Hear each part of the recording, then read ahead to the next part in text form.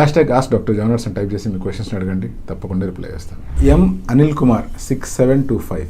Sir, while using minoxidil oral tablet, shall we use topical minoxidil too? అనిల్కి వచ్చిన doubt ఏంది అంటే, oral minoxidil tablet రూపంలో వాడుతున్నప్పుడు కూడా మళ్ళీ మినాక్సిడిల్ లోషన్ తలకి అప్లై చేసుకోవాల్సిన అవసరం ఉందా అని. ఫస్ట్ ఆలోచించాల్సింది, మీకు ఓరల్ మినాక్సిడిల్ టాబ్లెట్ వాడమని చెప్పింది ఎవరు? అంటే అది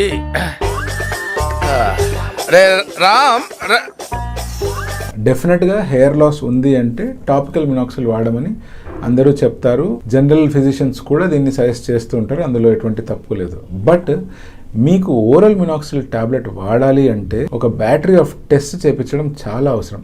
ఎందుకంటే ఓరల్ మినాక్సిడిల్కి హార్ట్ సంబంధించిన ఇబ్బందులు వచ్చే అవకాశం ఉంది. ఓరల్ మినాక్సిడిల్కి కనుక కొంచెం సెన్సిటివ్గా ఉన్న వాళ్ళు అనుకోండి, వాళ్ళకి బీపీ ఫ్లక్చువేషన్స్ అయ్యే అవకాశాలు ఉన్నాయి. సో జుట్టు కోసం చూసుకొని హార్ట్ వరకు బీపీ వరకు ఎవ్వరూ తెచ్చుకోరు.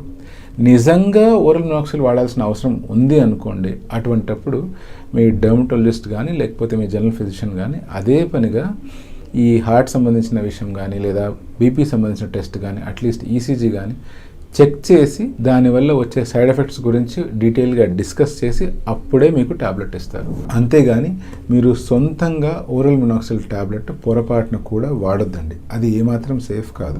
ఇప్పుడు మినాక్సిడిల్ లోషన్ వాడొచ్చా వాడకూడదా అంటే, మినాక్సిడిల్ లోషన్ యథావిధిగా వాడమనే చెప్తాను. ఎందుకంటే మినాక్సిడిల్ లోషన్ మనం అప్లై చేసే డోస్ ఏదైతే ఉందో 1 ml స్కాల్ప్ మీద, ఇలా స్కాల్ప్ మీద 1 ml అప్లై చేసినప్పుడు అది సిస్టమిక్ సర్క్యులేషన్ అంటే మన రక్తనాళాల్లోంచి మిగతా బాడీకి వెళ్ళే అవకాశాలు చాలా తక్కువ.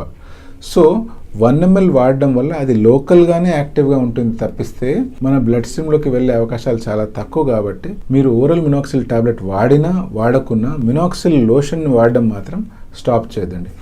ఒకవేళ మీకు ఓరల్ మినాక్సిడిల్ టాబ్లెట్ మీ డాక్టర్ ఇచ్చినప్పుడు అదే పనిగా దీని డోసు ఎక్కువ ఉంది, మీరు టాపికల్గా వాడొద్దు అని చెప్తే అప్పుడు స్టాప్ చేయండి. అదర్వైజ్ మినాక్సిడిల్ లోషన్ని మాత్రం కంటిన్యూస్గా వాడుతూనే ఉండండి.